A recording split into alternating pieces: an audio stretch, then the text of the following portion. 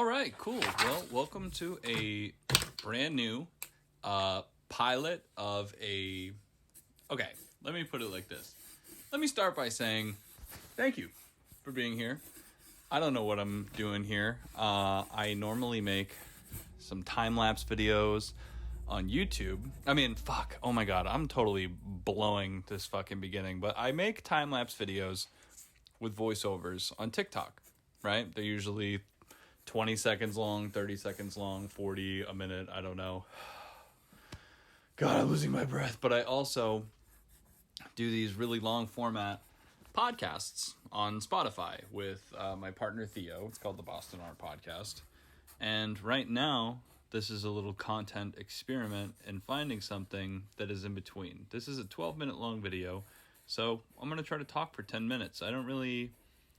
I honestly don't really think that I can do that now that I've started to talk. I don't know, man. This is more of an experiment. My vision for this here is like, you see me drawing, I'm at my desk, I'm doing something with a Sharpie, just drawing a little face, and this would normally be something that I would do incredibly fast and be doing it in kind of a more haphazard and, I don't know, fast-paced time-lapse way.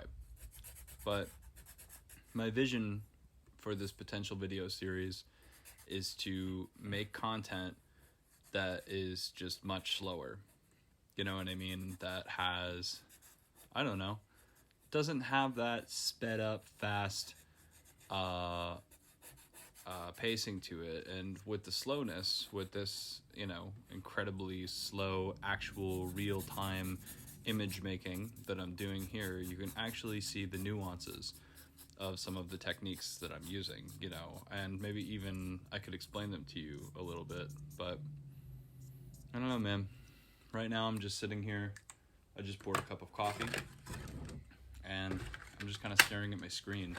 I guess I could commentate a little bit. Here I have these what look visually like Copic markers, which are these like alcohol-based like illustration double-sided markers, but I actually just bought these at Five and Below, and they're knockoff Copics. They're not nearly as good, but they're decent.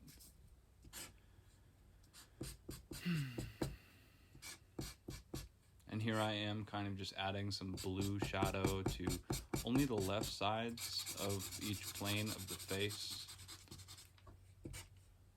Just kind of trying to create a foundation for which to build the rest of the temperature of the rest of the drawing. That's kind of a weird thing people talk about a lot, where they talk about the temperature of shadows and whatnot.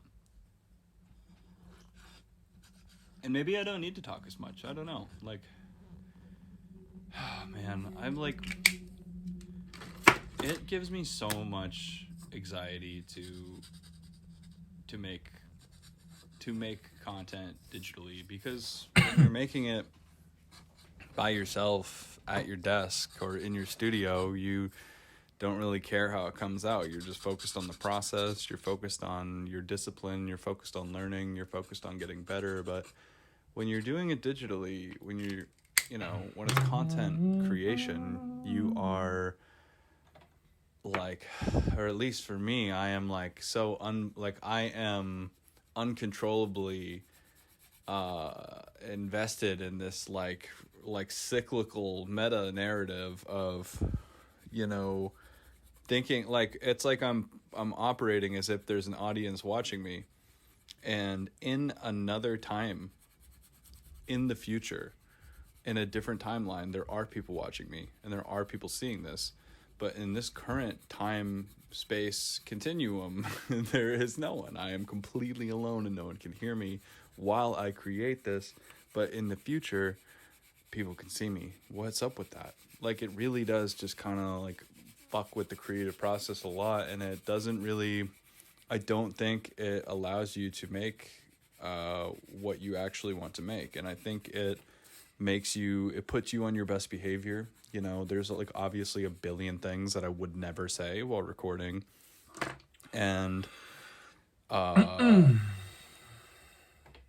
yeah, so that means that I'm minding what I'm saying, You know what I mean? Like, I am not talking about things that are too personal. I'm not doing, like, dangerous life exposition. You know what I mean? Like, and I just think that that's kind of weird that if you, listener, whoever the fuck you are, wherever you are, if you were here right now and you were somebody that I knew, I'd talk to you about whatever. I'd name drop. I'd whatever. You know, I would just be a human being. But while this is happening, I can't, and it makes me so anxious. Maybe I shouldn't have drank coffee before recording this. If you haven't noticed yet, I'm not drawing and talking at the same time. Okay, like the drawing was pre-recorded. I'm sorry if that ruins some of the movie magic for you a little bit, but to get back to the drawing a little bit, this is kind of an interesting little effect that I kind of made up as I went along, where if you're familiar with my work, you know I just will throw tape on the paper just for no reason, to just kind of fuck it up and get some texture on there. And you will see in a minute this weird idea I had where I just kind of built up. I put the tape on, and then I tried to blend the drawing into the tape and trace it exactly as it is underneath the tape. But here, I'm going to peel the tape off completely, which is something I don't typically do. Voila, there is the drawing beneath. And here is just a new one. And I'm just going to put it back on, shift it over to the right to create a new fragmented image that will be the basis for the concept of the rest of the drawing. And like, don't judge me here, just doing a little bit of experimentation. I thought maybe if I put some sandpaper on it and sanded the drawing, it might create an interesting texture, but it didn't. It just kind of smudged all the China marker there. But that's okay. It's all cool. Man, we're already at 7 minutes. And yeah, that means there's only like a couple more minutes to go. This has gotten easier as it's gone. I'm only being meta and talking so much about the actual process of recording because I'm in the midst of experimenting with a new type of content. My goal for this, I will reveal my goal, is to make 10 of these videos, all 10 minutes to 12 minutes long. Just a very dry video of me drawing. Maybe I'll add some music in post-production. On top of that, I'm just going to do a voiceover where I just chill out and talk. And my ideal, goal for this is to start to funnel people to my YouTube channel from Instagram, but more primarily funnel them from TikTok. So if you're here from TikTok and you're checking this out and you're this deep in the video, I appreciate you. You are a true fan. You are a true follower. Fuck yeah, you're awesome. But other than that, man, it's very, very difficult to build a YouTube channel these days, but I kind of want to rise to the occasion. I want to rise to that challenge because as difficult and complicated and almost fucking impossible as that is these days, I feel like it would be really dope to accomplish that, you know?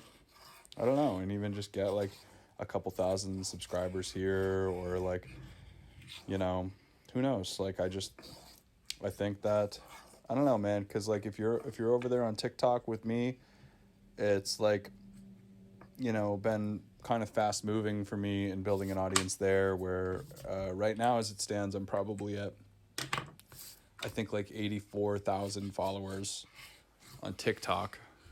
I just hit 4,000 on Instagram, which isn't a lot. And I don't say that, like, I don't really see that in a superficial way. Like, I don't see it as like a ego badge of honor, but I see that as this kind of like visual metric of my progress in building a sustainable career as an artist.